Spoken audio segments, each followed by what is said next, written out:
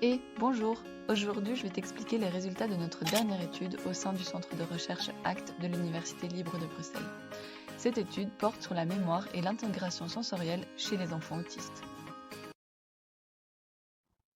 Entre 18 et 24 mois, le vocabulaire des enfants se développe considérablement.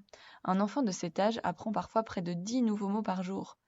Mais en fait, comment on apprend tous ces nouveaux mots? Quand l'enfant rencontre par exemple un animal dont il ne connaît pas le nom, il va associer l'image de cet animal à son nom et mettre cette nouvelle association dans sa mémoire. C'est ce qu'on appelle l'apprentissage associatif.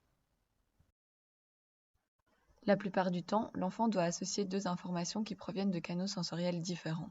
Généralement des informations visuelles, par exemple l'écureuil que l'enfant a vu, et auditives, comme le nom de l'animal qui a été prononcé par la personne qui l'accompagnait.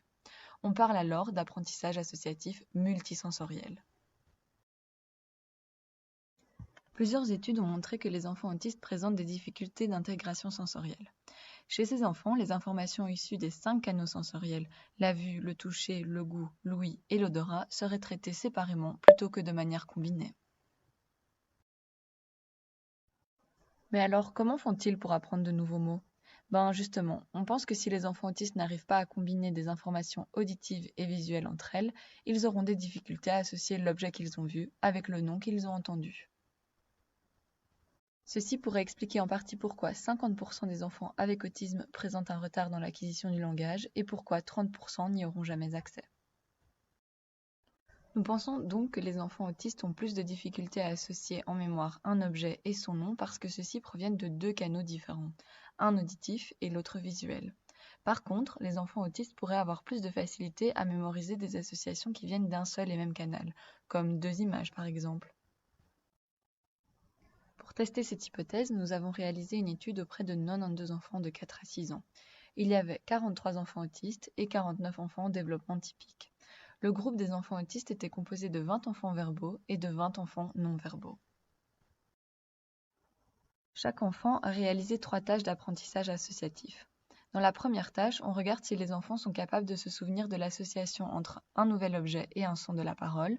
Dans la deuxième, on associe une image à un son qui n'est pas de la parole. Et dans la troisième, on associe une figure à un objet. On demande juste à l'enfant de regarder de courtes vidéos sur un écran.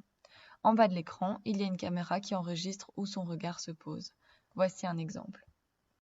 Sous, sous, Ga, ga, sous, sous,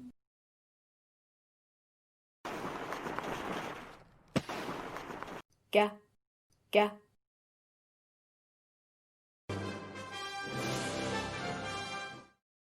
Comme vous l'aurez remarqué, l'enfant entend un son de la parole associé à un objet. Ensuite, il entend un deuxième son associé à un deuxième objet. Ça, c'est la phase d'apprentissage. L'enfant va apprendre une nouvelle association. Ensuite vient la phase de rappel. L'enfant entend un des sons qu'il vient d'entendre et doit choisir parmi 3 objets lequel correspond au son entendu. Si l'enfant se souvient de la bonne association, il va avoir tendance à regarder l'objet correct. Ensuite, tous les objets disparaissent et une récompense sous forme de petites vidéos amusantes va s'afficher à l'emplacement de la bonne réponse. D'essai en essai, l'enfant va donc comprendre que la vidéo amusante arrive toujours du côté de la réponse correcte. Comme les enfants aiment bien ce genre de petites vidéos, ils vont anticiper leur apparition et regarder du côté de la bonne réponse, même quand les objets auront disparu de l'écran. Grâce à la caméra qui enregistre les mouvements des yeux, on va pouvoir savoir s'ils regardaient dans le bon carré avant l'apparition de la récompense. Dans cet exemple, nous comprenons qu'il s'agit d'une association qui vient de 2 canaux différents, l'auditif, le mot entendu, et le visuel, qui est l'objet vu.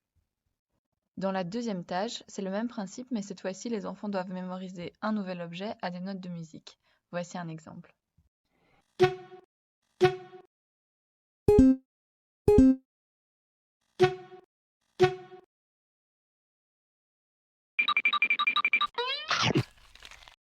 Ici aussi, il s'agit d'une association entre 2 éléments qui proviennent de canaux différents, l'auditif mais qui n'est cette fois-ci pas de la parole mais de la musique, et visuel, l'objet vu.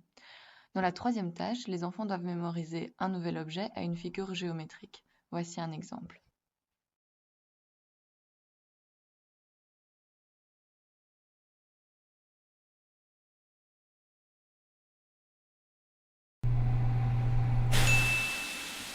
Et du coup, quels sont les résultats de cette étude?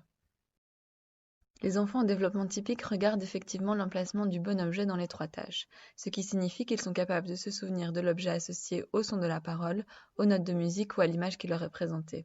On pensait que les enfants seraient meilleurs à associer la parole à des objets, mais les résultats montrent qu'il n'y a pas de différence. En ce qui concerne les résultats des enfants autistes, on remarque qu'ils sont meilleurs pour les associations parole-objet que pour les 2 autres types d'associations. Pour rappel, nous avions fait l'hypothèse que les enfants autistes seraient moins bons que les enfants en développement typique lorsqu'ils doivent apparier 2 éléments de canaux sensoriels différents, comme un objet et un son, et tout aussi bons qu'eux pour apparier 2 éléments visuels entre eux, comme un objet et une forme géométrique. Contrairement à notre hypothèse, les enfants autistes sont tout aussi bons que les enfants en développement typique pour associer des sons de la parole à des objets.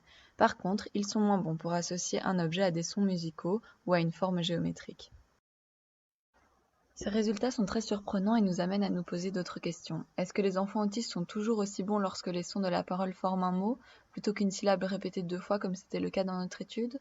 Cette question est importante parce qu'elle pourrait nous permettre de mieux comprendre pourquoi certains enfants ont un retard dans l'acquisition du langage. Certaines études ont montré que plus les sons de la parole utilisés ont une structure proche d'un mot de la langue, mieux ils seront mémorisés par les enfants en développement typique. On pourrait donc se demander si cet avantage n'est présent que chez les enfants autistes qui développeront plus tard le langage.